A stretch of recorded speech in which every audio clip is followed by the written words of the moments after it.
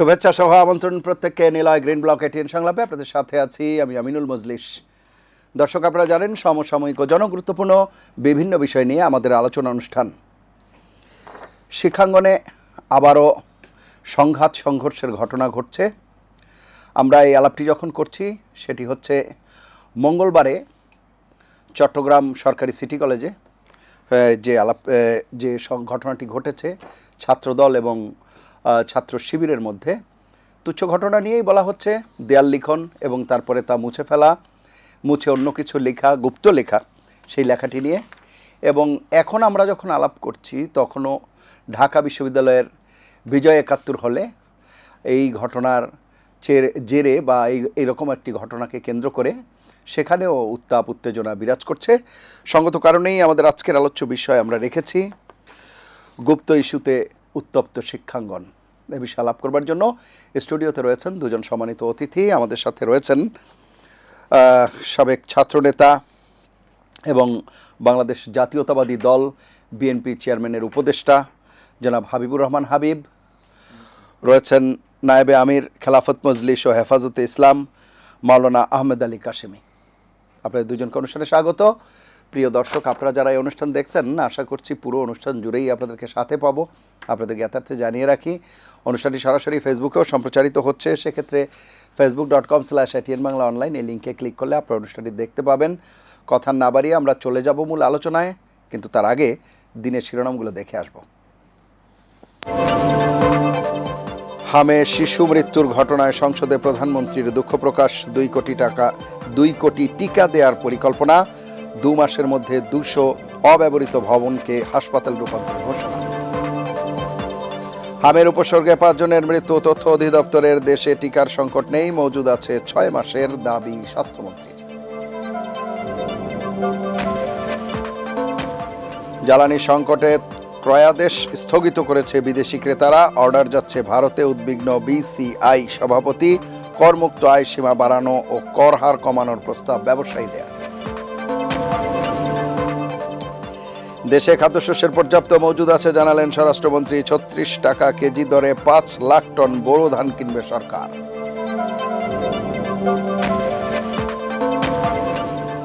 সংরক্ষিত নারী আসনে এনসিপির মনিরা শারমিনের প্রার্থিতা স্থগিত। জামায়াত জোটের 13 প্রার্থীর মধ্যে 12 জনের মনোনয়ন বৈধ।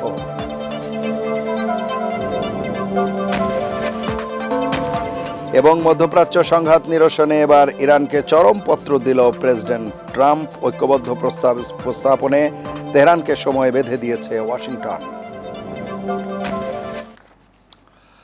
দর্শক, আমরা দিনের শিরোনামগুলো শুনছিলাম, এবারে মূল আলোচনায় যাব। জনাব হাবিবুর রহমান হাবিব, আপনাকে দিয়ে আলোচনা শুরু করতে চাই।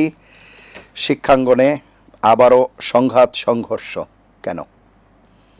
আপনাকে ধন্যবাদ। আপনার মাধ্যমে এটিএন বাংলার শূন্য দর্শক শ্রোতাদেরকে আমার সশ্রদ্ধ সালাম এবং বিজ্ঞ সহ আলোচক হেফাজত ইসলামের আমির মাওলানা আহমেদ আলী কাশেমি ভাইকে শুভেচ্ছা।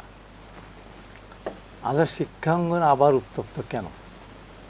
আমরা গতকাল থেকে না পরশুদিন থেকে দেখছি আমরা একটা শব্দ গুপ্ত, যেটা আমাদের কাছে খুবই পরিচিত এবং এটার বাস্তবতা ছিল তাই। আজকে আমরা যখন এই কথা এখানে বলছি তখন দেখেছি ঢাকা বিশ্ববিদ্যালয়ে ডাক্তার ভিভিজে, তাকে আমরা কিন্তু আন্দোলনের সময় দেখিনি যে ছাত্র শিবির নামে সে মিছিল করতেছে। একটা দিনের জন্য দেখি ছাত্রলীগের মিছিলই করতেছে। হঠাৎ করে 5 তারিখে বলে ফেললো আমি ছাত্র শিবিরের সভাপতি, জিএস বলে ফেললো আমি ছাত্র শিবিরের সাধারণ সম্পাদক। তারা ভিভিজেস হয়ে গেল। তার আগ পর্যন্ত তাদের পরিচয় ছিল ছাত্রলীগের মিছিলে তারা গিয়েছে। এমনকি স্লোগান হতো এসব মিছিলে একটা শিবির ধরে জবাই কর, শিবিরের রাস্তা না, ক্যাম্পাসে হবে না। তার ওই স্লোগান তাল মিলাতো, অর্থাৎ জোরে সোরে বলতেও হতো, হয়তো বক্তৃতাও করতো। তাদের একটা রাজনৈতিক কৌশল, এইটা কোনো কৌশল না, অপকৌশল। আমার নীতি আদর্শ বিসর্জন দিয়ে আমার গুপ্ত হয়ে থাকতে হবে। আমি আমার রাজনীতি করবো। ছাত্রদল যেমন বুক ফুলে করেছে, মার খেয়েছে, ক্যাম্পাসে গেছে, আবার মার খেয়েছে, আবার গেছে। সুলতান সাধারণ টুকু সাধারণ সব বছর কী মারটা খেলো, কত ছাত্র আছে, কত ভবিষ্যৎ। তার লেখাপড়া নষ্ট হয়ে গেছে, অনেকেই লেখাপড়া শেষ করে আসতে পারে নাই। তার সংখ্যা কিন্তু 5 থেকে 10% হবে। বাবা মা পাঠিয়েছিল, মেধা ছিল, ভর্তি ছিল ঢাকা বিশ্ববিদ্যালয়, বিভিন্ন বিশ্ববিদ্যালয়, লেখাপড়া শেষ করতে পারেনি ছাত্রদল পয়সা থাকার কারণে। পরীক্ষা হল থেকে ধরে নিয়ে গেছে, ক্যাম্পাসে যেতে পারে। ছাত্রদল এই 15.5 বছরে ছাত্রলীগের কোনো ছেলে হলে ক্যাম্পাসে থাকে যে মজা, ডাল যে কত পাতলা হতে পারে, তার যে শেপ করা যায়, ভাত যে কত মোটা হতে পারে, তরকারি যে কী হতে পারে, এটা দেখাতে সুযোগই হয় না। বিশ্ববিদ্যালয় ক্যাম্পাস থেকে লেখা শেষ হয়ে চলে আসছে অথবা ড্রপ আউট হয়ে চলে আসছে। তো সেখানে আজকে একটা ঘটনাকে একটা শব্দ কেন্দ্র করে আমি দেখলাম যে ছাত্র শিবির বিভিন্ন লাঠি শিবিরে জড়ো করতেছে, সেটা আমার ইউটিউবে দেখলাম বা ফেসবুকের মাধ্যমে দেখতে পারলাম, আগে থেকে তারা জড়ো করেছে এবং এটা তারা প্রত্যেকটা জায়গায় একই কাজটা করে। তো এই যে এখন দেশে একটা ক্রাইসিস চলতেছে, মানে সামনে এই যে আপনার হলো মানে এই ধরনের লেখালেখি কি ছাত্রদল কোনো উস্কানি দিল কিনা এই প্রশ্ন? উস্কানি দেওয়া না, একটা সত্য কথা তো লিখেছে, নাম লিখছে সত্য জিনিস। এখন দরকার রাজাকার বরিজাকার কয়েকার কি হয় রাজাকার। রাজাকার এখন রাজাকার তো সত্যি জামাত ইসলাম যে রাজাকার সৃষ্টি করেছিল অস্বীকার করার কোনো উপায় আছে? আলবদর আলসাম শান্তি কমিটি সৃষ্টি করেছে, কোনো উপায় আছে? বাংলাদেশ স্বাধীনতা সমাজে সরাসরি বিরুদ্ধ করেছে, মা বোনদের পাকিস্তানে তুলে দিয়েছে, অস্বীকার করার কোনো উপায় আছে? বাড়িঘর জনপদ জ্বালিয়ে পড়ে সরকার করে দিয়েছে, এটা অস্বীকার করার কোনো উপায় আছে? আপনি বলছেন যে দেশে ক্রাইসিস চলছে, ক্রাইসিসের সময় এই আলোচনা করা যায়? এই আলোচনা করা যায় না, কিন্তু আলোচনা নিয়ে আসছেন তো, নিয়ে আসলে বাস্তব পরিস্থিতি। এখন ক্যাম্পাস উত্তপ্ত হচ্ছে, আজকে ঢাকা বিশ্ববিদ্যালয়ে একটা ঘটনা ঘটে, তার কী হবে? এটা হ্যাঁ গুপ্ত মেনে না, হ্যাঁ আমি গুপ্ত ছিলাম, অসুবিধা করে কেন? আমি মুক্তিযোদ্ধা ছিলাম। এখন আমাকে যে বলে এই মুক্তিযোদ্ধা, আমি গালি দেয়, আমি তো গালি শুনবো? তা মুক্তিযোদ্ধা বলো, তুই বলো। আমি রাজাকার থেকে তেমন রাজাকার বললাম অস্বীকার করবো না, আমি গুপ্ত থেকে তেমন গুপ্ত বললাম লাগবে। হ্যাঁ ভাই, আমি আসবো আপনার কাছে, একটু শুনে আসি। জনাব আহমেদ আলী কাশেমি, শুনছিলেন আপনি এই যে এই ধরনের ঘটনাগুলোতে আপনার কাছে কি মনে হয়, কেন এই ধরনের ঘটনা ঘটে বা ঘটলো? বিসমিল্লাহির রহমানির রহিম। আজকের এই আলোচনার সম্মানিত সঞ্চালক, সহ আলোচক এবং আমার দর্শক শ্রোতা ভাইয়েরা, আমি মোটামুটিভাবে আমি যে কথাটা বলতে চাই সেটা হলো শিক্ষাঙ্গনে শিক্ষার পরিবেশ বজায় রাখা, এটা কিন্তু আমাদের সকলের দায়িত্ব। শিক্ষাঙ্গন যাতে এরকম না হয় যে যেই দল, মানে আমরা যেটা অতীতে দেখে আছি যে ক্ষমতাসীন দলের লেজুর ভিত্তি যারা করে তারা সেখানে মানে বিশ্ববিদ্যালয়ের সকল সুযোগ সুবিধা তারা নেয়, অতীত অভিজ্ঞতায় বলছি, অতি অভিজ্ঞতা, সকল সুযোগ সুবিধা এটা নেয়। এরকম কি যারা হলের মধ্যে আপনি ভিন্ন কোনো পরিচয় বা সাংগঠনিক পরিচয় থাকা হলে কোনো সিট হয় না, এটা কম অবস্থা গেছে। শিক্ষাঙ্গনটা, হ্যাঁ, শিক্ষাঙ্গনের ছাত্ররা বিভিন্ন মানে রাজনীতির সাথে যুক্ত হয়, মানে এখানে রাজনীতি, বিশ্ববিদ্যালয়ের ছাত্ররা রাজনীতি করবে, এটা আমরা নিষেধ করতে, কিন্তু এই সহ অবস্থানটা যাতে এরকম হয় যে ভিন্ন মতকে সহ্য করার একটা ক্ষমতা সবারই থাকা উচিত, যে তাদের মত ভিন্ন এবং তারা ভিন্ন একটা আদর্শ লালন করে, ভিন্ন আদর্শে তারা চলে, তাদেরকে তাদের আদর্শ মতে কাজ করতে দিতে হবে। কারণ এই দেশটা যেমন নাকি সবার, হিন্দু, বুদ্ধ, খ্রিস্টান, এখন আমরা এই দেশের মধ্যে হিন্দুদেরকে তাদের পূজা করতে দিব না, আমি মুসলমান, এরা পূজা করতে দিব না, হ্যাঁ, খ্রিস্টান, এইটা যেমন নাকি আমি পারি না, ঠিক এমনি বিশ্ববিদ্যালয় এটা শিক্ষাঙ্গন, শিক্ষাঙ্গনে সকলের সহ অবস্থান থাকবে, এইটার মধ্যে একটা আলাদা মানে আলাদা মনে করেন, মানে সবার সাথে আমরা মিলে চলি, মানে আমরা দল ভিন্ন করি কিন্তু আবার আমাদের আলাদা একটা মিল জুল আছে। এই অবস্থানটা একসময় ঢাকা ইউনিভার্সিটিতে ছিল, একসময় ঢাকা ইউনিভার্সিটিতে এই অবস্থা ছিল যে ভিন্ন দলের বিভিন্নভাবে স্লোগানের জায়গায় যেত, মিছিলে যেত এক এক দলের, কিন্তু হলে আইসা আবার সবাই মিলমিশে আড্ডা দিত তারা, এই অবস্থাটা ছিল। বিগত দিনে আপনি যেখানে 15, 16, 17 বছর যেটা ছিল যে বিশ্ববিদ্যালয়গুলোতে ছাত্রলীগ ছাড়া আর অন্য কোনো দল কেউ করতে এটা চিন্তাই করা যায় না, যে অন্য কোনো, এটা মনে করেন যতই বলেন যে ছাত্র দল, তারাও সেইভাবে সেই অবস্থান ধরে রাখতে পারে নাই বিশ্ববিদ্যালয়ে, তারা একটা বড় দল পারে নাই। আমাদের শিবিরও তাদের অবস্থান ধরে রাখতে পারে নাই, পরিচয় গোপন করেছে জনাব হাবিবুর রহমান হাবিব বলছেন। এখন কিছু কে কোন সময় কি পরিচয় গোপন করছে, একটা ছাত্র ঢাকা বিশ্ববিদ্যালয়ে ভর্তি হইলে সে পড়াশোনা না করে এখান থেকে চলে যাবে, এটা তো তার জন্য বিরাট একটা ব্যাপার। তো সে সবাই তো সেই ঝুঁকি নিতে চায় না, সবাই তো চায় না যে সেই ঝুঁকি নিতে, যে আমি ঢাকা বিশ্ববিদ্যালয়ে একটা ছাত্র ভর্তি হয় কত চেষ্টা সাধনার পরে চান্স পায়, এখন এখান থেকে এর কারণে চলে যাবে। সেটা হয়তো যে এই কারণে অনেকে মানে নিজের সাংগঠনিক ছাত্রলীগ পরিচয় গোপন না করে। হইলেও মনে প্রাণে এগুলোকে ঘৃণা করলেও মানে নিজের ছাত্রত্ব এবং এখানে পড়ার এতে, কারণ সবাই তো বড় লিডার না যে তার করলে তার পক্ষে অনেকে দাঁড়াবে, সুতরাং এইটা হইতে পারে। তো আমি মনে করি আর কি যে কোনো সময় কিন্তু এখন যে গুপ্ত আলোচনা হচ্ছে সেই বিষয়টি কি? না, সেটাও তো কাম্য না। আমি একই কথা এটাই বলতেছিলাম যে সেটা যাতে আমাদের না হয়। আবার এই অল্প কিছু এই সমস্ত নিয়ে এই যে জাহিলিয়াতের মতো মনে করেন যে আমাদের ঝগড়াটা, যে অমুক জায়গায় ঝগড়া হলো শিবিরের একজনের সাথে ছাত্র দলের, তখন এই ঝগড়াকে আমার ঢাকা বিশ্ববিদ্যালয় নিয়ে আসতে হবে, আবার একই ঝগড়াকে আমি রাজশাহী বিশ্ববিদ্যালয়ে নিয়ে আসতে হবে, অমুক জায়গায় নিয়ে আসতে হবে, তো ঝগড়া আর কমবে না। বাড়িতে হাবিবের সাথে এখন আমার কথা কাটাকাটি হয়েছে, শেষ হয়ে গেছে। এখন এই যে এই কথা কাটাকাটিকে সব জায়গায় আমার নিয়ে যদি যাই তাহলে তো ঝগড়ার শেষ হবে না ভাই।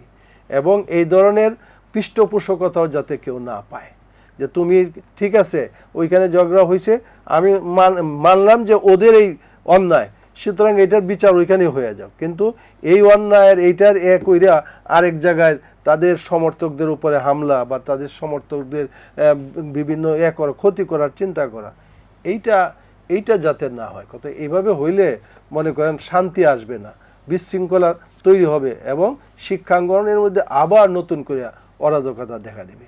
এইটুকু মনে করি। জি, অসংখ্য ধন্যবাদ। আমরা একটা বিরতি নিয়ে এসে আলোচনায় যুক্ত হচ্ছি। প্রিয় দর্শক, নিলয় গ্রিন ব্লক এটিএন সংলাপে এ পর্যায়ে নিচ্ছি বিরতি। থাকুন আমাদের সঙ্গেই।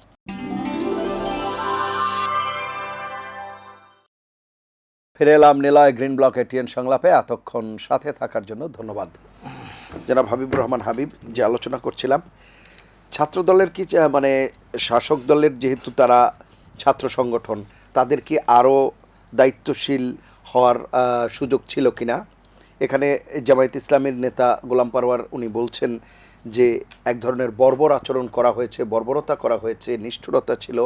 আমরাও গণমাধ্যমে যেটুকু দেখেছি যে অবস্থা, তার সব কিছু মিলিয়ে আপনার কাছে কি মনে হয়? এবং বহিরাগতরাও এখানে ঢুকেছে ছাত্রদলের পক্ষ হয়ে, একথাও বলা হচ্ছে জামায়াতের পক্ষ থেকে। বর্বরতা কাকে বলে?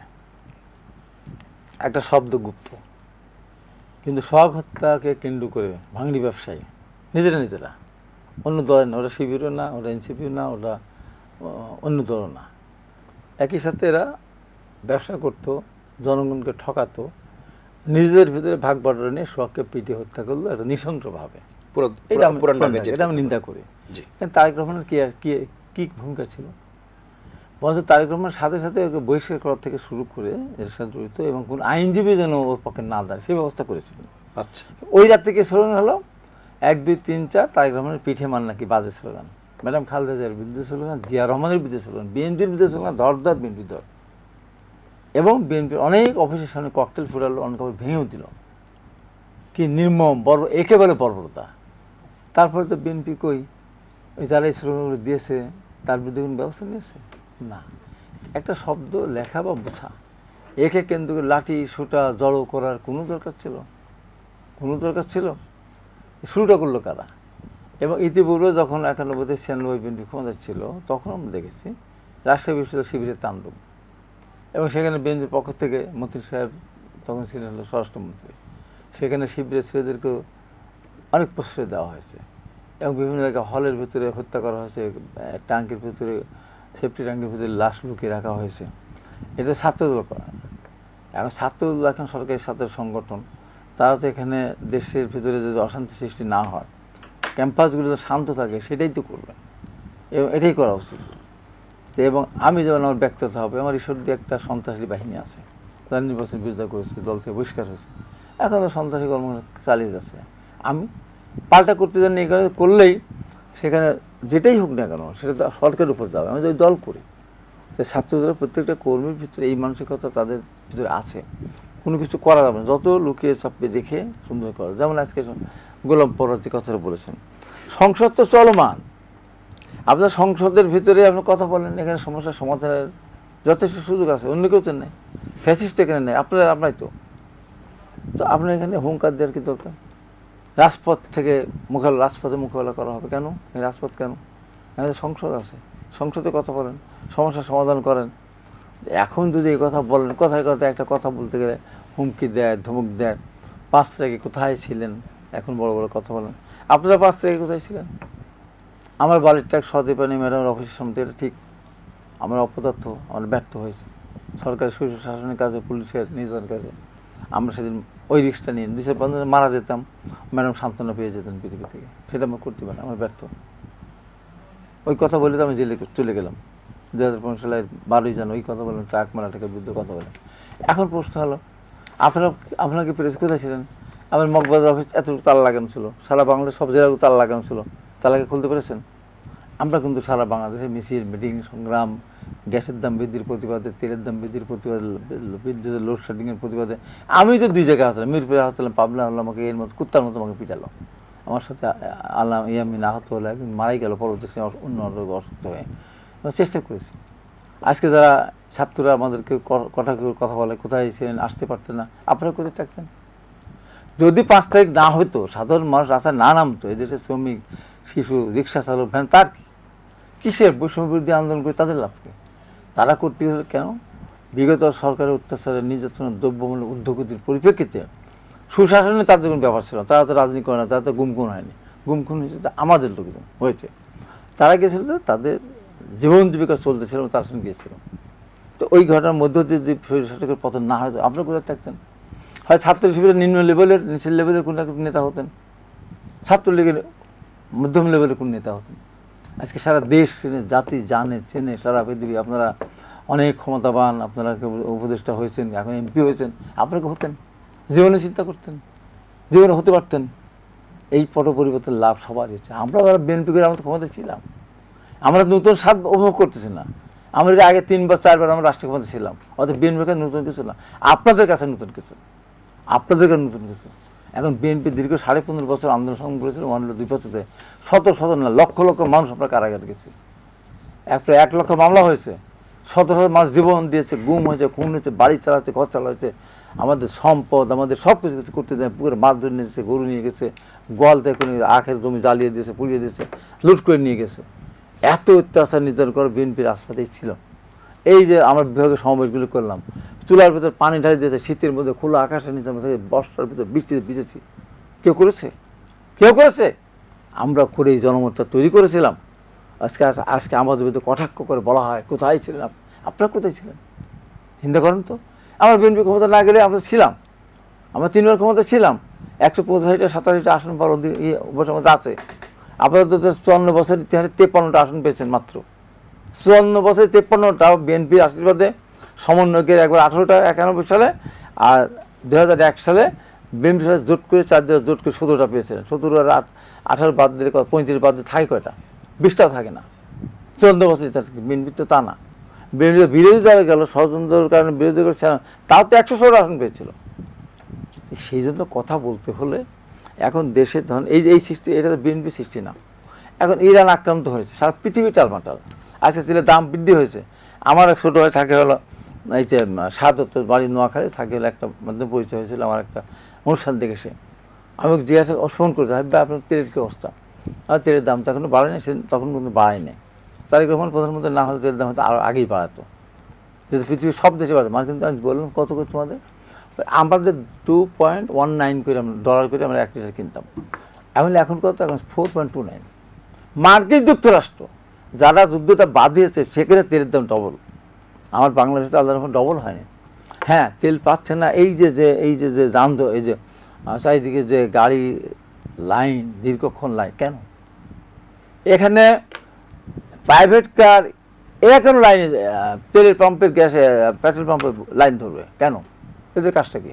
এটা তো গ্যাস স্টেশনে লাইন থাকার কথা। অকটেন পেট্রোলের কথা লাইন থাকবে কেন? 10 লিটার তেল নিলে 1 মাস চলে যায়, প্রত্যেক দিন এত লাইন হবে কেন? এই তেল নিয়ে যায়, কেউ বিক্রি করে, খোলা বাজারে বিক্রি করে। এই মোটরসাইকেল আলাদা, এত মোটরসাইকেল ঢাকাতে কোথায় আসলো বলেন তো আপনি? এই মোটরসাইকেল তেল নিয়ে যায়, আমাদের দায়িত্ব আমরা চেষ্টা করতেছি, কিন্তু ধরার দায়িত্ব না। মানসিকতা পরিবর্তন না হলে আমরা চেষ্টা করতেছি, আমরা অনুমান করছি, মানসিকতা পরিবর্তন না হলে এটা হবে না। আমাদের বিএনপি যারা আছে, আমি বলবো একটা লোক যে দেশে জড়িত থাকে, তাদের বিরুদ্ধে যে নির্বাচনের বিরোধিতা করে, বহিষ্কার যেমন করে, আজীবন বহিষ্কার করা উচিত, সরকারের বেকায়দা ফেলার জন্য এই কাজ যদি করে। আমরা অনেকগুলো দেখি ধরা পড়েছে, কার ধরা পড়েছে? ধরা পড়েছে যারা বিএনপিকে ধরা পড়েছে, যতগুলি ডিজেল পেট্রোল অকটেন ধরা পড়েছে সব তো আমাদের বাইরে যারা আমাদের বিরুদ্ধে সমালোচনা করে, যারা বেকায়দা ফেলতে চায়, তেল নিয়ে জমা করতেছে। আমি একটা টকশো থেকে আসলাম, ওখানে আমাকে উপস্থাপক বলতেছে, ভাই আমার মোটরসাইকেলটা আজকে কয়েকদিন ধরে বন্ধ, আমি 10 লিটার তেল নিয়ে 21 দিন চলছিলাম, এখন তেল নিতে গেলে বা অকটেন নিতে গেলে 3-4 ঘন্টা ওয়ার্ক করতে পারি না, আমি এখন বাসে আসতেছি। তো পাশেই তো একজন বলতে, ভাই আমি তোমার কী অবস্থা? ও বলতে, ভাই আমি বেশি করে রেখে দিচ্ছি, আমার 1-2 মাস চলে। এই কাজ অনেকেই করতেছে এই কাজ, যে কারণ করে তো ক্যাচিটা সৃষ্টি করেছে এবং ধরা পড়তেছে। এখন কি একটা আশ্চর্য, মানুষ তো সারা আমেরিকা বড় বড় অস্ত্র আবিষ্কার করতেছে, রাশিয়া আবিষ্কার করতেছে, চীন করতেছে, আমরা তার চেয়ে বড় আবিষ্কার করছি। আমাদের ঘরের মধ্যে এখন পেট্রোল আবিষ্কার হচ্ছে, মানে আমরা উৎপাদন করতেছি, অকটেন উৎপাদন করতেছি, পানির নিচে পুকুরের নিচে ড্রাম করে আমরা ডিজেল চাষ করতেছি। এটা অনৈতিকতা না? অনৈতিকতা, এই অনৈতিকতার কারণে এই অবস্থা সৃষ্টি হয়েছে। আপনি এখন সরকারকে বলবো, একসাথে যে কোনো জেলায় হোক, জেলা শহরে হোক, ঢাকা শহরে একসাথে সব পাম্পে তেল দিবেন একসাথে, এবং যাকে 10 লিটার মোটরসাইকেল দিবেন, যদি সে পাঠাও না চালায়, তাকে বল 10 দিন পরে আপনি আসুন, পাঠা চালাবে 3 দিন পরে আসো। এবং প্রাইভেট কার এগুলিকে বলে দিতে হবে, তো 20 লিটার দিলে শুনবো যে বিষয়গুলো আলোচনা হচ্ছে সেই সব বিষয় নিয়ে আলাপ করবেন। পাশাপাশি একটি বিষয় রয়েছে, সেটি হচ্ছে যে জামায়াত ইসলামীর যে ছাত্র সংগঠন শিবিরের কথা বলা হচ্ছে, যে তাদের কে আপনার কাছে মনে হয় কিনা এই সময়ের মধ্যে যে জনগুরুত্বপূর্ণ অনেক বিষয় ছিল, সেই সব জায়গায় দৃষ্টি না দিয়ে এইসব তুচ্ছ বিষয়ে দৃষ্টি দিয়ে আরও সহনশীলতার পরিচয় দিতে পারতো কিনা? দেখেন, যেহেতু ছাত্র শিবির বা ছাত্র দল, এটা কোনোটাই আমাদের নিজস্ব সংগঠন না। আমি সকল ছাত্র সংগঠনকেই আমরা এটা বলতে চাই যে সকল কাজে সহিংসতার পরিচয় সবাইকে, দায়িত্বশীলতার পরিচয় সবাইকে দিতে হবে। এটা ছাত্র দল হোক, ছাত্র শিবির হোক। এবং শিক্ষাঙ্গনের মধ্যে এই ধরনের অস্থিরতা তৈরি করার জন্য যারা দায়ী, তাদেরকে মানে অবশ্যই, তারা তো আইনের বাহিরে না, তাদেরকে এই যে কিছু মানে করার, মানে সরকার যদি কারো বিরুদ্ধে করলেই যে মিছিল মিটিং নিয়ে নেমে যাব অযৌক্তিকভাবে, এটাকে আমরা সমর্থন করি না। এবং আর সরকারি দলের ছাত্র সংগঠন হইলেই যে 7 গুণ মাপ হয়ে যাবে তারা কোনো অন্যায় করলে, এইটাও যাতে না হয়। এইটাতে হইলে কি, আপনি নিজের সন্তানকেই যদি মানে মনে করে নিজের সন্তান, তাকে যদি আপনি একজনের সাথে বেয়াদবি করলো আর আপনি এটাকে সাপোর্ট দিলেন, ভবিষ্যতে সে কিন্তু আপনার সাথেও সে বেয়াদবি করবে। সুতরাং এটা সাপোর্ট দেওয়ার নিজের সংগঠন হিসেবে এটা ঠিক হবে না। এখানে এই যে গোলাম পরোয়ার সাহেব, উনি তো একটা দলের সেক্রেটারি হিসেবে, উনি ওনার দলীয় অবস্থান বা তাদের কি হয়েছে এগুলো উনি ব্যাখ্যা করছেন, সেটা ওনার দায়িত্ব, উনি বলতে পারেন। সুতরাং আমি ওই ব্যাপারে কিছু বলতে চাই না। আমি আমাদের ভাই কয়েকটা কথা বললেন, বিশেষ করে জ্বালানি তেলের এই যে দীর্ঘ লাইন আমরা দেখি। হ্যাঁ, আমাদের মন্ত্রীরা বলেন, সংসদে বলেন, জ্বালানি তেলের কোনো সমস্যা নাই, মানে পর্যাপ্ত পরিমাণ মজুদ আছে। এখন পর্যাপ্ত পরিমাণ যদি মজুদ থাকে, তাহলে যেই পাম্পের মধ্যে গাড়ি নিয়ে গেলেন আপনার চাহিদা হলো 20 লিটার, তারা আপনাকে দিচ্ছে 5 লিটার বা 10 লিটার, এভাবে কিন্তু দিচ্ছে। তারা কিন্তু আপনার চাহিদা মোয়াফেক দিতে পারতেছে না। প্রতিদিনই প্রত্যেকটা পাম্পের আশেপাশে যদি আপনি দেখেন, 1.5 কিলোমিটার 2 কিলোমিটার এইরকম আরও বেশি দীর্ঘ লাইনে তারা অপেক্ষা করিয়া, এরকমও হয়েছে যে অনেকে এই দীর্ঘ অপেক্ষা করিয়া যখন পাম্পের তেল নেওয়ার কাছাকাছি গেছে, তখন বলল যে আজকে আর তেল নাই, দেওয়া যাচ্ছে না। তাহলে বোঝা গেল যে তাদেরকে যে একটা পাম্পে যে তেলটা যেটা সরবরাহ, তেল তো আর এটা করতে পারে না মেঘনা বা অন্য গ্রুপ যারা তেলটা দেয় তাদেরকে, এবং সেটা কোন পাম্পে কতটুক দিবে এটা কিন্তু নির্ধারিত থাকে। এটা ইচ্ছা করলে, এখন তাদের চাহিদা অনুপাতে কিন্তু দিতে পারতেছে না। চাহিদা অনুপাতে যদি দিতে পারতো, তাহলে কিন্তু তাদেরকে দিতে পারতো, মানে ভোক্তাদেরকে দিতে পারতো। ভোক্তাদের এমন হতে পারে যে পাম্প মালিক যারা, তারা রেখে দিয়েছে। এইটা যদি আপনি বলেন তাহলে এইটা তো দেখার দায়িত্ব সরকারের। রাইট। হ্যাঁ, সরকার দাম বিক্রি বেশি হলে তারপর বিক্রি করব। সরকার যখন আপনাকে এত লিটার দিল বা মনে করেন, হ্যাঁ, দেওয়ার পরে প্রত্যেক দিন এটা তদারকি দরকার আছে যে এখানে আজকে আপনারা কতটুকু বিক্রি করছেন, কতটুকু, এটা তো এগুলো তো সব জায়গার মধ্যে থাকে। সরকার ইচ্ছা করলেই নিতে পারে যে সন্ধ্যার সময় আমাদের কাছে পাঠাইবে যে আজকে কত লিটার বিক্রি হয়েছে, আপনি আমার থেকে নিলেন কত আর আপনি সরবরাহ করলেন কত। এইটা নেওয়া কিন্তু সরকারের জন্য খুব কঠিন কঠিন ব্যাপার না, এটা নিতে পারে। এই কারণে অনেক জায়গায় দেখতেছে যে মনে করেন বিব্রতকর অবস্থা, কোথায় পাম্পের উপর, পাম্প মালিকের উপর বা ভাঙচুর হয়েছে, এগুলো তো মনে করেন অসুবিধা। তো এইগুলোর থেকে তা আমার মনে হয় যে সংকট যদি কোনো কিছু থাকে, দেখেন গোপন করার কিছু নেই, তাই না? আমরা 3 জন আছি, খাবার আছে একটা, এখন মনে কর সংকটিত 3টা খাবার তো আমাদের প্রয়োজন।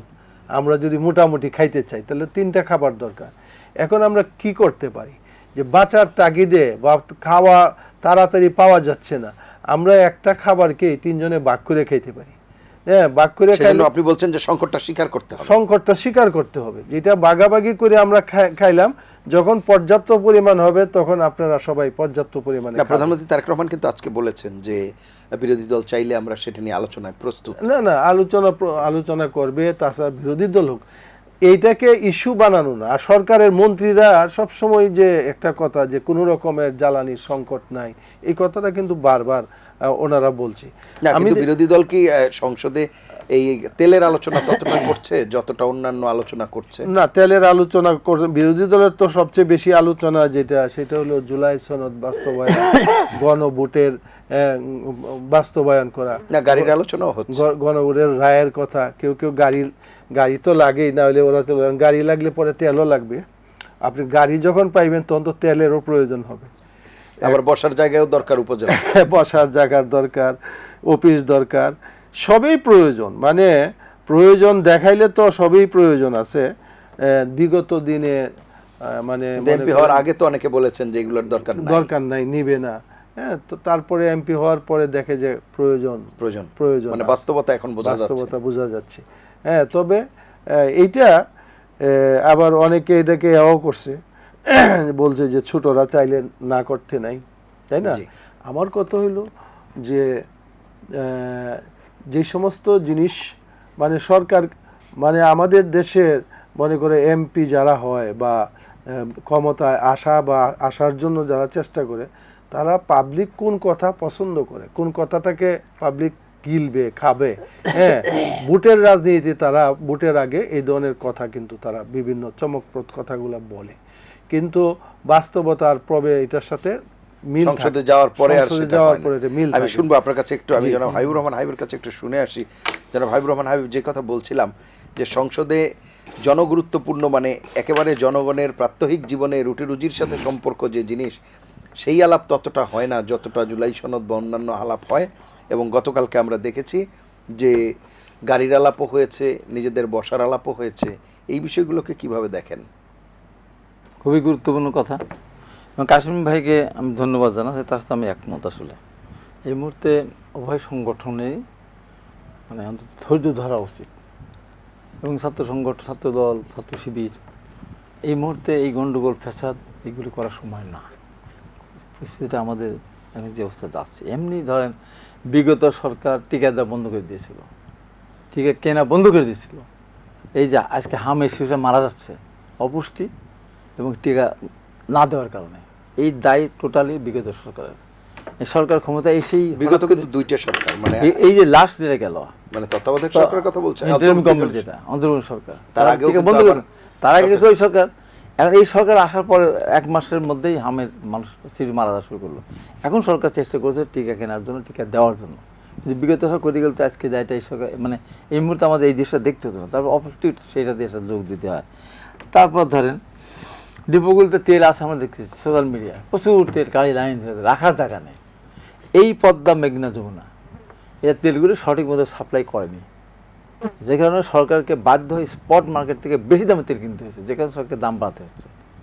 যারা করে নাই তারা তো সরকারি কর্মচারী, এখন উচিত এইগুলিকে, এই তেল এখন ডিজেল 15 টাকা বেড়েছে, এখানে দাম কমিয়ে দেওয়া, পেট্রোলের দাম কমিয়ে দেওয়া, অক্টেনের দাম কমিয়ে দেওয়া, তাহলে আর এই যানজট থাকবে না। এই যারা জমা রেখেছে আর জমাবে না, এবং এদেরও একটা শাস্তি দেওয়া উচিত। কেন এরা এই কাজটা করলো, থাকতে কেন তারা সঠিক মতো সাপ্লাই করলো না? এখানে পেট্রোল পাম্পের যারা মালিক, আপনি দেখেন তো মালিকগুলি 15 বছর কারা হয়েছে। বিএনপিতে একটা মালিক হয়নি, এই মালিকটা হয়েছে বিগত সরকারের যারা সুবিধাভোগী তারা। এখানে একটা কারসাজি আছে। এখানে পাইপ লাইনের মধ্য দিয়ে তারা এই সার্ভে করতে, অন্যদিকে তারা তেল করছে করে তাদের পছন্দ মতো লোক আছে যে বিভিন্ন জারি কিনে করে, বিভিন্ন এতে করে জারি করে তারা ওগুলো বিতরণ করে এই যে সংঘটা সৃষ্টি করে দেবে বিভিন্নভাবে। এগুলি সরকার দেখা দরকার, যে সরকার ক্ষমতা আছে, আমি মনে করি বিএনপি ক্ষমতা আছে, এখানে বিএনপির নেতা কর্মীদেরকে সজাগ হওয়া দরকার এবং তাদের এইভাবে পাহারাও দেওয়া দরকার যদি কেউ, এবং নৈতিকতা যদি পরিবর্তন না হয়। আমি আমার কথাই বলি, আমার সাথে একটা ছেলে তার হাইস আছে, আমি যখন যাই আমার সাথে যায়, হঠাৎ করে আমার এই পেট্রোল পাম্পের মালিকের সাথে দেখা। আমাকে বললো, হ্যাঁ ভাই ওই ছেলেটাকে আপনার রোজ হাইস নিয়ে যায়। আমি না তো, কী হয়েছে? তো তেল নিতে আসে। ও বলে যে ভাই হাব্বাসে যেতে হয়, আমার তেল লাগে। তখন না তো কদিন ধরে আমার দেখা হলো বাসায়, এই তুমি এটা কী করছো? বলে ভাই যদি তেল না পাই আপনি কখন ডাক পড়েন, তাই তুমি একদিনটা তোমার দরকার কি, থাকো তুমি এতে। তো এই যে খবরদার এগুলি করবো না। যেদিন উনি যেটা বললেন, ভাগ করে খাবো, রেশনিং করে খাবো, সেটাই আমাদের হওয়া উচিত। আমাদের সরকারের পক্ষ থেকে তো বলা হচ্ছে পর্যাপ্ত তেল আছে। ওই যে এই যে 3টা কোম্পানি তারা সঠিক মতো সাপ্লাই দেয়নি তো, এটা এখন সবই বেড়ে আসছে। সরকারি কোম্পানি যারা কর্মকর্তারা ছিল, সরকারি কর্মচারীরা, এই দেশে দুর্নীতি করে কারা? এদের দুর্নীতি করে তো সরকারি কর্মকর্তারা। আপনি আওয়ামী লীগের সময় আমার দল ক্ষমতা আছে, সরকার আছে, আমার দল চেষ্টা করে এখনো কিছু করতে পারে না, অবশ্যই করবে। এবং এদের বিরুদ্ধে যারা ব্যবস্থা গ্রহণ করেছে, এই পর্যন্ত মামলা হয়েছে কতগুলো জানেন তো? 9,000 উপর মামলা হয়েছে, জরিমানাও কিন্তু হয়েছে বিভিন্ন পর্যায়ে ধরা পড়ে সরকারদের বৈশাখ। সরকারি কর্মকর্তাদের বিরুদ্ধে অবশ্যই ব্যবস্থা হবে একসময়, তাহলে হবে কেন? তাদের দোষে যদি এই সংকটটা সৃষ্টি, অবশ্যই তাদের করতে হবে। আজকে আপনার আমেরিকার অনেক ঘুষ দুর্নীতি ছিল, এই যে ইন্টারভিউ কোম্পানির সাথে কমছিল, কমে নাই, এখনই কমছে, এখনও কমে নাই। এখন নৈতিকতা যদি পরিবর্তন না হয়, তাহলে এইটা ধরে একটা ধরে এটা করা খুব মুশকিল। সরকারি এখন ট্রান্সফার হতে গেলে পরে টাকা লাগে, আপনার চাকরির ক্ষেত্রে সরকার টাকা, এখানে প্রশাসন বিভিন্নভাবে এখানে করে। আমি চ্যালেঞ্জ করে বলতেছি তো, এই যে আমি ধরেন আমি সংসদের আলোচনা, এটা আমার আলোচনা, ওই যে আপনি বললেন না যে সংসদের আলোচনা, এগুলো আসতেছে না, বসার জায়গা, তার গাড়ি, এগুলি আসতেছে। এখন তো আমার কৃষকের তেলের দামের নিয়ে আমি কথা বলবো না, সার জন্য বেতন সেটা আমি বলবো না, আমার ছাত্রদের কথা, শ্রমিকের কথা তা তো বলে না। এটা আমারই আলোচনা তো মানুষের জন্য। যেমন আমি সব কিছু পরে অক্টেনের তেল দাম বাড়ানোর আপত্তি নেই, পেট্রোল আপত্তি নেই, আমার আপত্তি ডিজেলের দাম। এই ডিজেলের কারণে 15% সরকার বাড়িয়েছে, এই 15% প্রত্যেকটা ক্ষেত্রে 40% দাম বেড়ে গেছে। আপনার ডিজেলের দাম বাড়লো, ভোজ্য তেলের দাম বাড়লো কেন?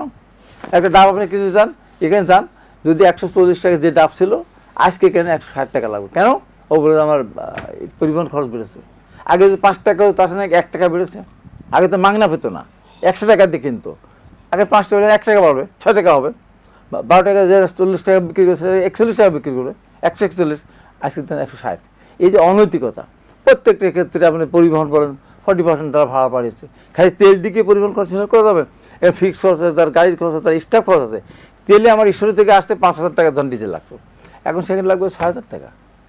তাহলে আমি একটা যাত্রীর প্রতি 100 টাকা ভাড়া বাড়াবো, ওর 10 টাকা বাড়তে পারে, 20 টাকা বাড়তে সর্বোচ্চ, কিন্তু বাড়াই যাচ্ছে 100 টাকা। এই যে সুযোগটা নিল সরকার 5,000 টাকা, 5,000 কোটি টাকা যদি ভর্তি করে দিল ডিজেলের উপরে, তাহলে 50,000 কোটি টাকা সাশ্রয় হতো। আজকে প্রত্যেকটা জায়গায় হ্যাম্পার হচ্ছে। যে কৃষক ডিজেল ধরেন আপনার 3 বার সেচ দিত, সে এখন 2 বার দিতে বাধ্য হচ্ছে। আমার এলাকায় লিচুর বাগান আছে, লিচুর বাগানে যে আরও আরেকবার দিত, সে পর্যন্ত আমার এত টাকা 15 টাকা বাড়ছে, সেও চিন্তা করতেছে তাহলে আমার খরচা বেড়ে গেল। এই জন্য সরকারকে বলবো, যা হোক আপনি কোনো ধরনের লাক্সারিয়াস যত কিছু আছে, কসমেটিক্স থেকে বলেন, আপনি আপেল বলেন, আঙ্গুর বলেন, এই বলেন, খেজুর বলেন, সব বাদ দেন, আর কৃষককে বাঁচান এবং শ্রমিকদেরকে বাঁচান। কেন? আপনার ডিজেলের সাথে আপনার বিদ্যুতের উৎপাদন খরচ বাড়লে আপনার যেখানে ইউনিট ছিল 12 টাকা, ধরেন শিল্প প্রতিষ্ঠানে, সেখানে 15 টাকা হয়ে যায়, হওয়ার কথা হয়তো 11 টাকা বা 11.5 টাকা হওয়ার কথা, কিন্তু তারা হয়তো 15 টাকা। এই যে বাড়ার পরে তো আপনি ইন্টারন্যাশনাল মার্কেটে এমনি আজকে বলেছে যে আমাদের অর্ডার চলে যাচ্ছে ভারতে, কেন যাবে? এই যে একটা আতঙ্ক ঢুকে দেওয়া হচ্ছে যে আর 1 মাস 2 মাস 3 মাস পর তেল কেন পাওয়া যাবে না। আর এ ব্যাপারে বুঝতে হবে তো, আমাকে সরকারেরও ব্যাখ্যা দিতে হবে। আমার হরমুজ প্রণালী দিয়ে আমার 20% তেল আসে, তারপর ওই যে আপনার যেটা হলো এলএনজি, না এটা একটা ব্যবসা আছে, আমি অন্য জায়গায় সোর্স করবো, আমি ইন্ডিয়া থেকে নিয়ে আসবো, আমি রাশিয়া থেকে নেবো, আমি সিঙ্গাপুর থেকে ওখান থেকে কিনে নিয়ে আসবো। আমি আমার হরমুজ প্রণালী দিয়ে আমার তো 100% ওখান থেকে আসে না। অকটেন এবং পেট্রোল তো আমার বাই প্রোডাক্ট, এটা তো আমার প্রোডাক্ট অনেকখানে। এই জন্য বলবো সরকারকে শক্ত হতে হবে, অনৈতিক কাজ যারা করবে তাদের বিরুদ্ধে চরম ব্যবস্থা গ্রহণ করেন, সব টাইট হয়ে যাবে। প্রিয় দর্শক, নিলয় গ্রিন ব্লক এটিএন সংলাপে পর্যায়ে নিচ্ছি বিরতি, থাকুন আমাদের সঙ্গে।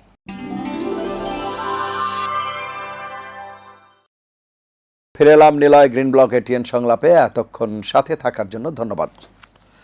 আহমেদ আলী কাশেমি, আমরা আলাপ করছিলাম রাষ্ট্রের বিভিন্ন বিষয় নিয়ে। সেখানে বেশ কিছু জনগুরুত্বপূর্ণ বিষয় ছিল যেগুলো এরই মধ্যে আপনি বলেছেন, যেগুলো কেবলমাত্র সংসদের বাইরে সব জায়গায় আলাপ করা উচিত, এবং সরকার দলের যারা সদস্য রয়েছে তাদের এই বিষয়গুলোতে বেশি গুরুত্ব দেওয়া উচিত, বিরোধী দলেরও অবশ্যই।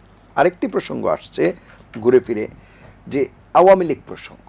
আপনি জানেন এখন মহিলা যে সংরক্ষিত আসন তাদের নির্বাচনের প্রস্তুতি চলছে, এবং সেখানে মনোনয়নপত্র জমা দেওয়া হয়েছে। আজকে যাচাই বাছাইয়ের ডেট ছিল। এরপরে সংসদে সংরক্ষিত নারী আসনে যারা আছেন তাদের নির্বাচন হবে। কিন্তু আমার প্রশ্ন হচ্ছে, রাজনৈতিক দলগুলো যে প্রার্থী দিল, এর মধ্যে বলা হচ্ছে যে আগে আওয়ামী লীগ করতো বা আওয়ামী লীগ থেকে এমপি হতে চেয়েছিল সরকার দলীয়, তাদের এখন দেয়া হচ্ছে। তাহলে যে স্পিরিট দীর্ঘদিনের, সেই জায়গাটিকে কিভাবে দেখছে? জি, ধন্যবাদ আপনাকে। এই যে গোপালগঞ্জের একজন হিন্দু মহিলা, যাকে মানে মহিলা আসনে তাকে নিয়োগ দেওয়ার জন্য সুপারিশ করছে আর কি, যাই হোক, এটা দ্বারাতে একটা, আমি মনে করি যে বিএনপির উপরে যে একটা কথা সবাই বলে, এটা একটা খারাপ নজির হবে। মানে বিএনপির উপরে কি বলে সবাই? বিরোধী দল বিশেষভাবে যে তারা আওয়ামী লীগের সাথে আওয়ামী লীগকে পুনর্বাসন করার চেষ্টা করছে, এবং ভারতের সাথে তাদের অলিখিতভাবে একটা সম্পর্ক তাদের আছে। এইটার একটা প্রমাণ, কারণ মহিলা বাংলাদেশে, মানে সেটা গুজব হলেও এখন সেটি সত্য হয়ে যায়। আমি এটা বলি যে দেখেন, একজন নারী মাত্র 36 জন মহিলাকে তো মনোনয়ন দিতে পারবে, তাই না? বিএনপি যে পরিমাণ আসন পেয়েছে, 36 জনের মধ্যে বিএনপি নিজেরই তো অনেক মহিলা রয়ে গেছে যাদেরকে বিএনপি দিতে পারতেছে না। মানে তারা অনেক ত্যাগী মহিলা, বা বিএনপি রাজনীতির সাথে অনেক কষ্ট বিষ্টের মধ্যে বিএনপির সাথে লেগেছিল, এই ধরনের মহিলা আছে না? অনেক আছে। এদেরকে রেখে এরকম একজন মহিলাকে যখন এমপি বানাইবার জন্য বিএনপি করে, তাহলে স্বাভাবিকভাবেই তো একটা প্রশ্ন আসতে পারে যে কেন, কোন যোগ্যতার বলে, কোন কারণে তাকে বিএনপির পক্ষ থেকে, একেবারে পরিষ্কার তার বক্তব্যগুলো কিন্তু মিডিয়াতে শোনাইছে যে সে শেখ হাসিনার পক্ষের যে সমস্ত বক্তৃতা সে রাখছে, এটাকে গোপন করার কোনো সুযোগ নেই। এই মহিলাকে কেন মহিলা আসনে তাকে এমপি বানায় আনতে হবে বিএনপির কি প্রয়োজন? এটা তো একটা বিরাট ব্যাপার। সুতরাং এইটা মনে করেন এত বিএনপির এখন তো কেউ যদি এই কথা বলে যে ওনার বিরুদ্ধে তো কোনো ফৌজদারি অপরাধের মামলা নাই, তাহলে সে তো কোনো অপরাধী না। যদি এরকম হয় আইনের দৃষ্টিতে সে তো কোনো, না, ফৌজদারি অপরাধের মামলা নাই, সেটা তো ভিন্ন কথা, কিন্তু তাহলে তাকে দলগতভাবে সে একটা ভিন্ন দলের। আপনি নিজের দলের মানুষ, নিজের সন্তান রাইখা আরেকজনকে আপনি করবেন, এটার তো একটা কারণ থাকতে পারবে। এরকম যে বিএনপির সিট যথেষ্ট আছে, এখন লোক আছে ওইটা আওয়ামী লীগের, মানে আপনি বলছেন যে দলে যুক্ত হয়তো সেটি ভিন্ন বিষয়, সেটা ভিন্ন ব্যাপার। কিন্তু একদম প্রার্থী হয়ে যাওয়া, সেই জিনিসটাতে দলে যুক্ত হয়ে দলে কাজ করবে, এটা তো বিএনপির জন্য ভালো না। কথা বুঝছেন? বিএনপির জন্য ভালো ওইটাই হবে যে তার নিজের পরীক্ষিত যারা, এদেরকে তো তার দিতে হবে। অনেকে তো নাকুশ, বিএনপির এই যে মনোনয়ন, অনেকে তো নাকুশ হয়েছে। আমি একটু শুনে আসি হাবিব এর জবাবটা কি দেয়। আচ্ছা, জনাব হাবিবুর রহমান হাবিব, আপনার কাছে এর জবাব আছে কিনা? 100বার জবাব আছে তো। বিএনপি খালি আজকে যে এই ঠাকুরকে দিয়েছে, আপনার নিগোষ্ঠীকে দেয়নি, মানবাদেরকে দেয়নি, না সেটা দেখ, কিন্তু যিনি একদম আওয়ামী লীগের, হ্যাঁ দিছে। আপনার দলে কি এত লোকের অভাব পড়ে গেল? দলের লোকের অভাব না, আপনার ঘটনাতে জানতে হবে। জি বলেন। এই মাত্র সম্প্রদায় 5ই আগস্টের পরে তারা একটা সমাবেশ করেছিল ঢাকাতে, সেখানে আমাদের চেয়ারম্যান উনি বক্তব্য দিয়েছিলেন এবং আমাদের দলের মহাসচিব থেকে শুরু করে অনেকে সেখানে উপস্থিত ছিলেন। সেখানে তারা একটা কথা বলেছিল যে আমরা বিএনপির কাছে নিরাপত্তা বা নিরাপদ মনে করি, আমরা বিএনপির বিভিন্ন কর্মকাণ্ডে আমরা সহায়তা করব।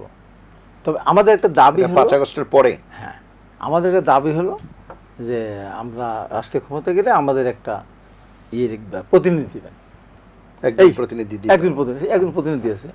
এখন প্রশ্ন উঠলো যে আওয়ামী লীগের নেতা প্রেসিডেন্ট সদস্য ছিল আলাউদ্দিন সাহেব, রাজশাহী প্রেসিডেন্ট সদস্য থাকা অবস্থায় তাকে নমিনেশন দেওয়া হয়েছিল।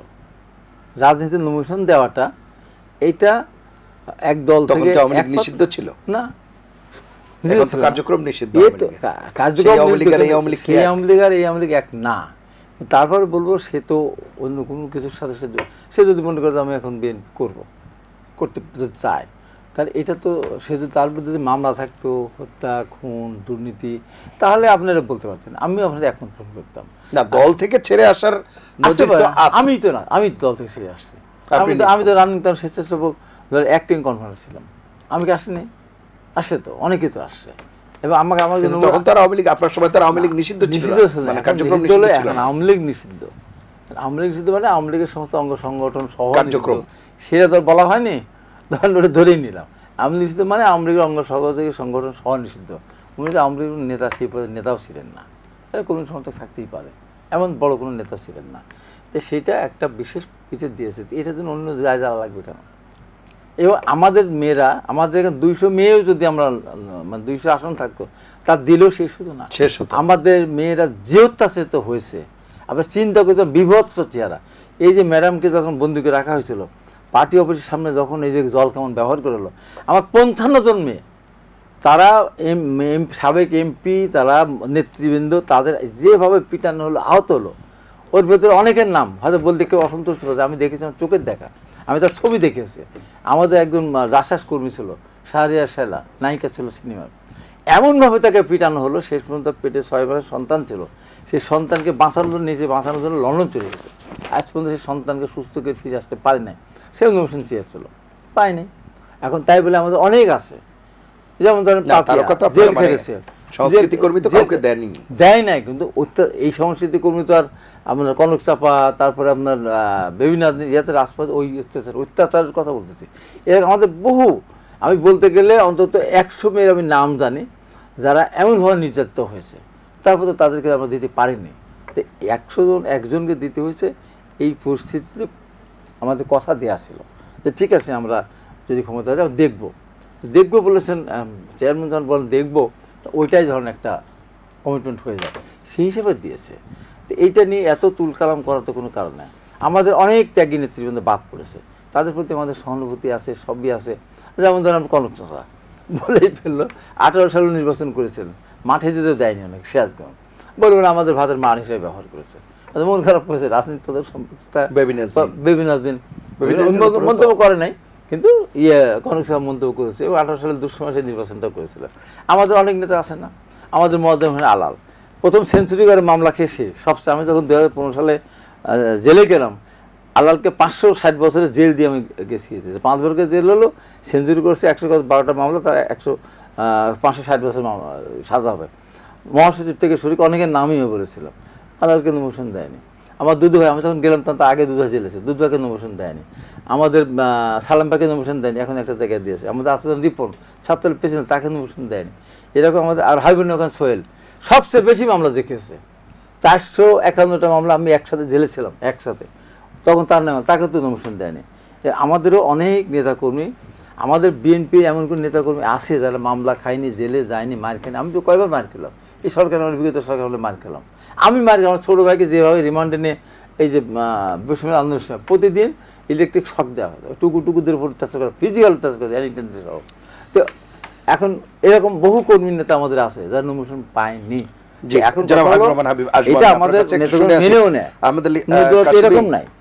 যেটি হাবিবুর রহমান হাবিব বলছিলেন, একটি ব্যাখ্যা হয়তো উনি দিয়েছেন, কিন্তু আমরা একই বক্তব্য, প্রায় কাছাকাছি বক্তব্য এনসিপির নাহিদ ইসলামের কাছে শুনেছি। উনি বলেছেন যে ছাত্রলীগের যদি কেউ সেরকম অপরাধী না হয় তাহলে সে আমাদের দলেও যুক্ত হতে পারবে। এই বিষয়টিকেই বা কীভাবে দেখেন? ব্যাপার হয়েছে ছাত্রলীগের অপরাধী না হইলে আসলে একটা ব্যাপার কি, দীর্ঘদিন কেউ কোনো দল করতে পারবে না, আরেক দলে যাইতে পারবে না, একসময় ছাত্রলীগ করছে, এটা তো কোনো আইন হইতে পারে না। আমি তো এইটার অধিকার আছে। তবে একটা কথা এখানে দেখেন, এই আমি ওই হাবিব ভাইয়ের কয়েকটা কথা, যে বিভিন্ন নাম বলছেন বিএনপির অনেক ত্যাগী নেতাদেরকে, এই যে নাম বলছেন, আমি এর মধ্যে একটা ছোট্ট মন্তব্য করি, সেটা হলো যে ত্যাগীদেরকে মূল্যায়ন করা লাগে, কারণ না তো আর কেউ ত্যাগ করার জন্য আগ্রহী হবে না, আগ্রহী হবে না। ত্যাগীদের যদি এই পরিণতি থাকে, ত্যাগীদের যদি এই পরিণতি, আমি অনেককে খুব ভালোভাবে চিনি, জানি, মানে যাদের নাম বললেন, হ্যাঁ অনেক ভালোভাবে জানি, হয়তো জেলেও থেকেছেন, হ্যাঁ জেলেও আমার সাথে ছিল, সেই জন্যই বলছি। এখন এই ত্যাগীদেরকে কেন মূল্যায়ন করা হলো? হুট করিয়া দু একজন আসার পরে মন্ত্রণালয়ে একটা ৩-৪টা দিয়ে দিচ্ছেন, যাদের কোনো মন্ত্রী হওয়ার এর আগে পূর্ব কোনো অভিজ্ঞতা নাই, এও নাই, দিয়ে দিছে। কারণটা কি? কিভাবে মন্ত্রী হবে? ১৭ বছর তো আর এই দেশের নির্বাচনও হয় নাই, সেরকমই হয় নাই, সেটা ঠিক আছে, তারা ক্ষমতায়ও ছিল না। বিএনপির অনেক নেতা আছে যে দেখা গেছে যে এইবারের যে মন্ত্রী পরিষদ যেভাবে তৈরি করছে বিএনপি, ভিন্ন একটা কি চিন্তা যে তারা করছে, এটা বোঝা মুশকিল। হ্যাঁ, তাদের লোকদেরকে কিন্তু চাপা ক্ষোভ থাকলেও কেউ বলতে পারে না, কারণ দলের সিদ্ধান্তের বাইরে গিয়া তারপরেও চিন্তা করে যে দল এটা করে আসছি, আর যাবো কোথায় এখন, আর তো ভিন্ন পথে যাওয়ারও সুযোগ নেই। দল কোনো সময় যদি কোনো দিক দিয়ে মূল্যায়ন করে, এই আশায় নিয়ে রাজনীতি করতে করতে দীর্ঘ সময় তাদের, এরা বুড়ো হয়ে গেছে, এখন বয়স হয়ে গেছে সবারই ৬০-এর উপরে, তাই না? তো এখন এইটাও কিন্তু করা দরকার আছে। এখন নিজের লোকদেরকে এনা করে অন্যদের প্রতি বেশি খাতির দেখানোটাকে, এটা মানুষে ভিন্ন চোখে দেখতেই পারে, যে কারণটা কি, যে নিজের লোকদের প্রতি এত নাই, কিন্তু অন্যদের প্রতি বেশ খাতির আছে, বা কোনো ওয়াদার কথার জন্য বললেন, সেটা হলো ভিন্ন কথা। তাই বলতে চাই যে আসলে বর্তমানে সরকার এই যে একটা অবস্থার মধ্যে, সরকার তো এখনো শিশু, 2 মাস হয়েছে, এরা আগে ক্ষমতায় কেটা ছিল, তারেক রহমান তো আর আগে কোনো সময় প্রধানমন্ত্রী ছিল না, উনি কোনো মন্ত্রীও ছিল না, কোনো এমপিও ছিল না। হ্যাঁ, যিনি ক্ষমতার প্রথম এতে যিনি আছেন, ইনি কিন্তু একেবারেই নতুন। হ্যাঁ, সুতরাং এই নতুন উনি একজন প্রধানমন্ত্রী, দেশে যদি যে কোনো কারণে যদি জন অসন্তোষ শুরু হয়ে যায় একবার, তো এটাকে কিন্তু ট্যাকেল দেওয়া খুব মুশকিল হয়ে যাবে। এটা শুরু হওয়ার আগে, হ্যাঁ, সুন্দরভাবে আমরা আশা করি যে বিএনপি ক্ষমতায় আসছে দীর্ঘদিন পরে, তাদের তো অনেক ত্যাগ আছে, এটা স্বীকার সবারই আছে, মানে বিরোধী দলের বিভিন্নভাবে যারা ছিল সবাই কিন্তু ত্যাগ করতে, মানে মায়ের খেয়েছে হয়েছে। এখন বিএনপি বড় দল ছিল, তাদের উপরে বেশি হামলা মামলা বেশি হয়েছে, এটা সত্যি কথা। ঝড় আসলে বড় গাছের উপরেই যায়। এইটা মনে রাখতে হবে যে এখন যদি একটা পরীক্ষার মধ্যে কিন্তু বিএনপি আছে, সরকার পরিচালনা মানে একটা বিরাট পরীক্ষা। হ্যাঁ, এখন এরকম কোনো রিজার্ভ রাইখা যায় নাই আগের সরকার, তারপরে ফাঁকে একটা সরকার ছিল, হ্যাঁ, দীর্ঘদিন, তাই না, অন্তর্বর্তীকালীন সরকার। এই সব কিছু মিলে এখন আসলে দেশকে সুন্দরভাবে পরিচালনা করার যে এটা যদি বিএনপি খুব শক্ত হাতে এবং সবাইকে এতে নিয়ে, আস্থায় নিয়ে, বিএনপির জন্য এখন উচিত না যে সবার সমালোচনা অথবা প্রশাসন দিয়ে দমন কইরা, কারণ এটা মনে রাখতে হবে, প্রশাসন দিয়ে কিন্তু দীর্ঘদিন দমন করা যায় না, কোনো মানে দমন শুরু করছে এটা আমি বলি নাই, মানে আমি একটা কথার কথা বলতেছি যে এইভাবে করতে পারে না। সুতরাং জনগণের আস্থা অর্জনের জন্য তারেক রহমানকে এমনি ব্যক্তিগতভাবে ওনার অনেক কার্যকলাপ যেগুলো করতেছে এগুলা মানুষে পছন্দ করে, কিন্তু এই পছন্দ দিয়াই কিন্তু আপনার দেশ পরিচালনা হয়ে যাবে না, তাই না? হ্যাঁ, উনি একটু হাইটে গেলেন, যানজটের মধ্যে উনি প্রোটোকল নিলেন না, এই সমস্ত, এইটা তো ভিন্ন কথা, এটা ভালো, কিন্তু আপনি যদি দেশ পরিচালনা করতে যদি আপনি ব্যর্থ হন, তাহলে কিন্তু আপনার এই ভালোগুলাকে আর শেষে আর এটা ভালো থাকবে না। জি, অসংখ্য ধন্যবাদ। জনাব হাবিবুর রহমান হাবিব, শেষ কথা দিয়েই যদি একটু শুরু করি। শেষ করি, ওনার কথাই বললে, উনি যে কথাটা বলেছেন ওনার কথা আমি জানাচ্ছি, দেশবাসীকেও জানাচ্ছি। ম্যাডাম খালেদা জিয়া কিন্তু প্রথমবার এমপি হয়েই কিন্তু প্রধানমন্ত্রী হয়েছিলেন, এবং এর সাথে লাস্ট বাজেট ছিল 90 থেকে 95% বিদেশ নির্ভরশীল বাজেট, দেশের আভ্যন্তরীণ উৎস থেকে বাজেট সংশোধন করা হয়নি। এই ম্যাডাম খালেদা প্রথমবার এমপি হয়েই কিন্তু যখন ক্ষমতা হস্তান্তর করেন 53% আভ্যন্তরীণ উৎস থেকে বাজেটে সংযোজন করে আসছেন। অর্থাৎ আমাদের নিজেদের 53% অর্থ আমাদের দেশ আভ্যন্তরীণ উৎস থেকে আমরা বাজেটে যোগান দিতে পারছেন। কেন? ওই যে যুগান্তকারী ইতিহাস, ভ্যাট যখন বললো বিভিন্ন সময় ভ্যাট বলা হলো, সাইবুর রহমানকে ভ্যাট এভাবে তাকে অসম্মান করা হতো, ওইটা হলো ব্যাপার। তারেক রহমান প্রথম মানে প্রধানমন্ত্রী হয়েছেন, কিন্তু একটা জিনিস জানা উচিত, এই বাংলাদেশে সর্বপ্রথম সরকার প্রধান হয়েছেন হওয়ার সময় সবচেয়ে বেশি বয়স্ক মানুষ, তার নাম কি বলেন তো? তার নাম তারেক রহমান। 75 বা 71 সালের পর 72 সালে সরকার গঠন করেছিলেন, তাদের বয়স ছিল 50, 51, 47, 48, 55 একজনের ছিল। এরপরে শহীদ রাষ্ট্র জিয়া রহমান 39-40 বছর বয়সে দেশের দায়িত্বভার তার উপর অর্পিত হলে সুন্দর পরিচালনা করেন।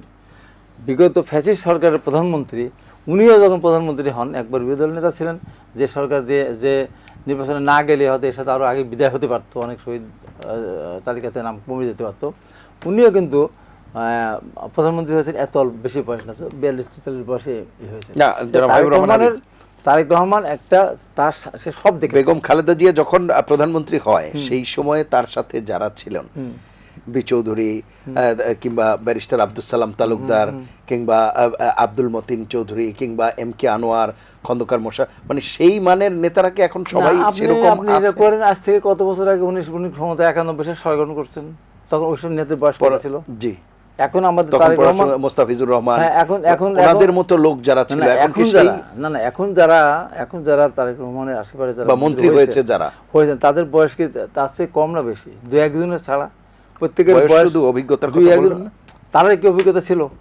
মুসলিমের অভিজ্ঞতা ছিল, বিসির অভিজ্ঞতা ছিল, আব্দুল সালামের অভিজ্ঞতা ছিল, কারোর তো অভিজ্ঞতা ছিল না।